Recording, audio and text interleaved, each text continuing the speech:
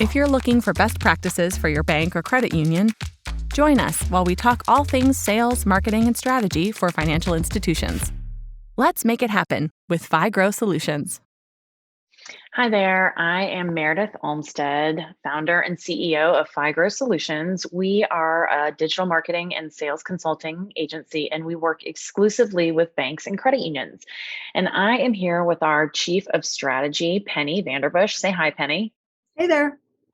And Penny and I were just having a great conversation around what sales really means, or the value of sales for banks and credit unions, specifically community banks and local institutions, or kind of local financial institutions that really have a very strong foot in the door in their regional, footprint.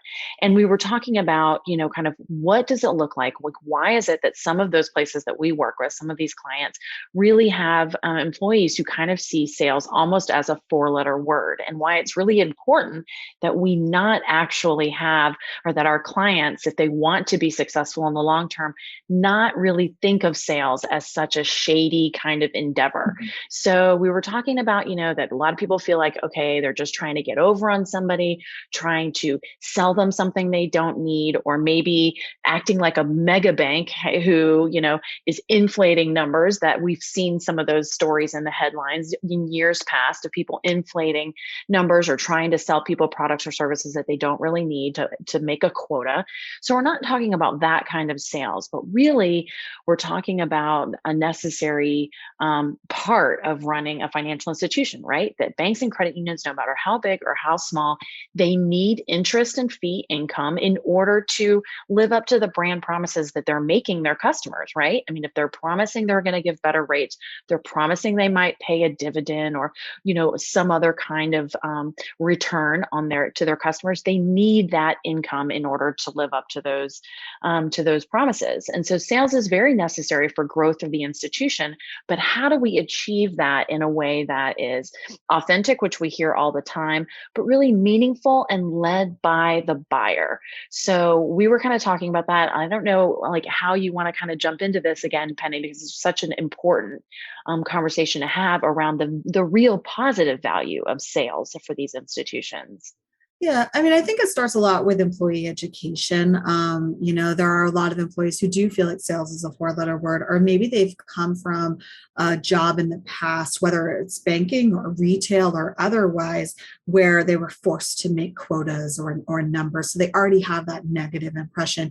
And I think you really hit the nail on the head with helping them understand that you need that income to do business. You can't pay those higher deposit, dividends and rates, the yields and the deposit side, if you don't have the money to do that. You can't donate to your communities and get involved and do all of those things that a local institution promises to do if you don't have the funds to do that. So helping them understand it's really the fuel for the amazing stuff that you do every day. So I think starting employee education and maybe resetting some mindsets or, previous thoughts around the topic is definitely a great place to start. Being authentic, we talk about this all the time, being authentic in that sales process, 100%.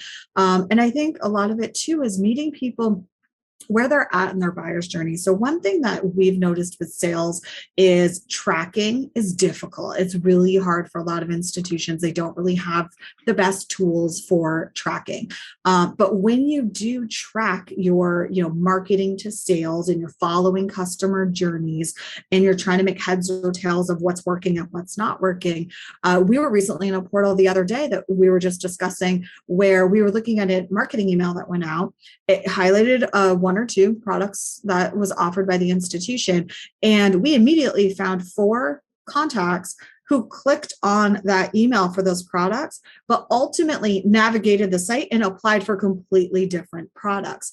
And so when you're tracking sales metrics, it's important that you look at your marketing communication holistically. If you sent a marketing email about a credit card, for example, you don't only look for the straight line where somebody came in and applied for a credit card. You also want to look at all of the other, customers or members who clicked in that email and ultimately applied for any other product. And then it's important for your sales team to understand that someone applying for a product didn't necessarily start with a marketing email for that product or a direct line in. Buyer's journeys are convoluted. There's a lot of back and forth. And so, that's where it's really important for sales teams to be helpful and understand where that customer is coming from in that journey.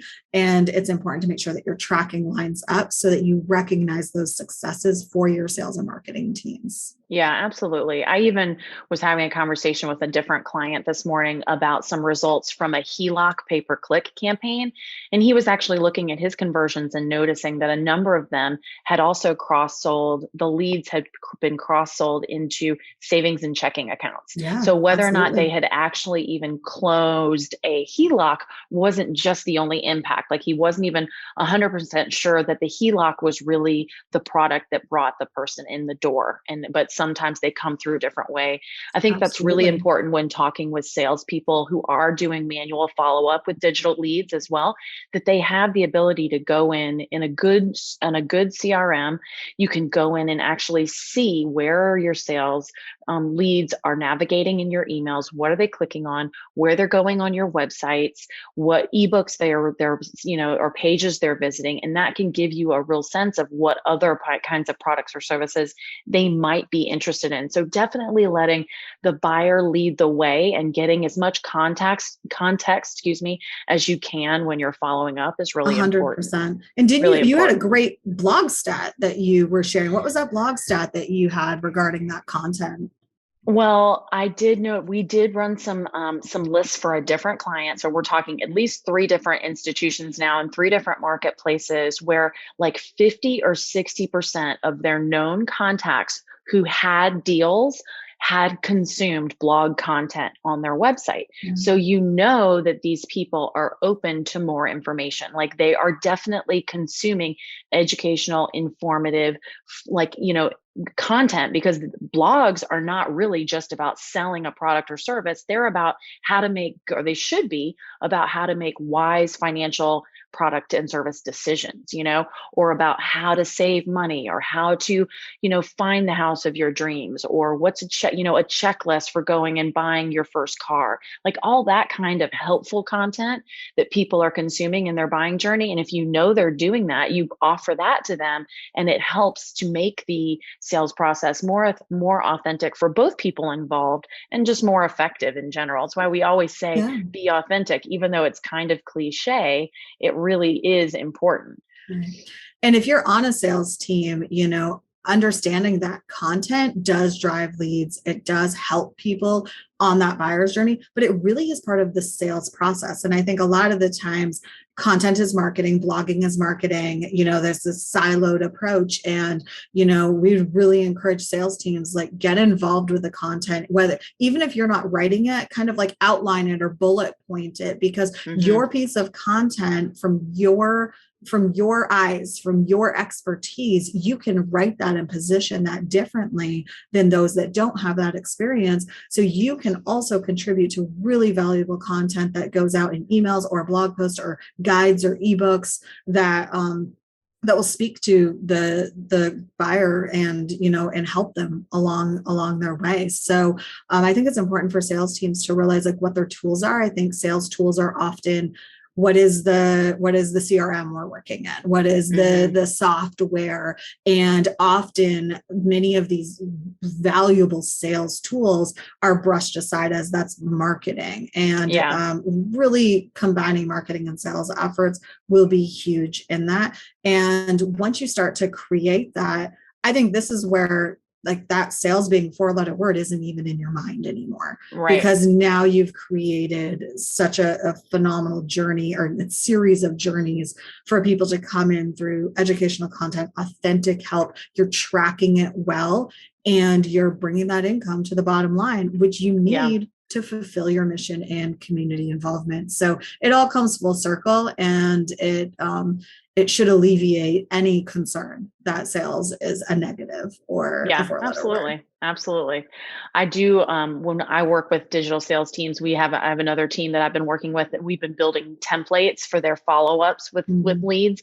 And in every template, especially the first one or two, they don't even try to really sell the product or service. They are simply sharing more information, more content, more blogs, helpful blogs that might be, that have some kind of added value, or tips that they can put right in the email themselves to give some added value to their leads.